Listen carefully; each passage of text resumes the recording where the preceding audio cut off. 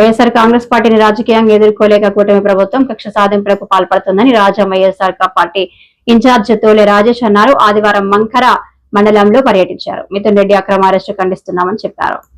ఏదైతే సూపర్ 6 హామీలు అని చెప్పి అబద్ధపు హామీలతో ఈరోజు కూటమి నేతలు ఈరోజు అధికారంలోకి వచ్చారో, అధికారంలోకి వచ్చిన దగ్గర నుండి హామీలను పక్కన పెట్టి డైవర్షన్ పాలిటిక్స్కు దారితీశారు. వీటి ద్వారా ఎంతోమంది వైఎస్ఆర్ సానుభూతి పరులు నాయకులు అలానే సివిల్ ఏజెంట్స్ మీద కూడాను కేసులు పెట్టిన సందర్భాలన్నీ మనం చూస్తున్నాం. రీసెంట్గా నిన్నటికి నిన్న మిథున్ రెడ్డి గారు ఒక ఎంపీగా ఉన్న ఆయన్ని అరెస్ట్ చేయడం అనేది మేము తీవ్రంగా ఖండిస్తున్నాము.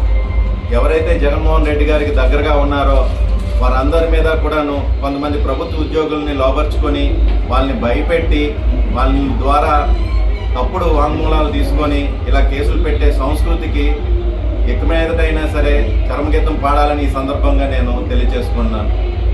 అలానే జగన్మోహన్ రెడ్డి గారు పార్టీ పెట్టినప్పుడు ఒక్కరుగా అలనాడు రాష్ట్ర మరియు కేంద్ర ప్రభుత్వాలను ఎదిరించి ఒక్కడిగా వచ్చి పార్టీ నెలకొల్పి ఈరోజు ఇన్ని కోట్ల మందికి ఒక హీరోగా ఉన్నారనే సంగతి కూడా గుర్తు చేసుకోవాల్సిందిగా ఈ సందర్భంగా తెలియజేసుకుంటూ, రానున్న రోజుల్లో ఇలాంటి నీచ సంస్కృతులు మీరు ఒడిగడితే పరిణామాలు చాలా తీవ్రంగా ఉంటాయని నేను హెచ్చరిస్తున్నాను.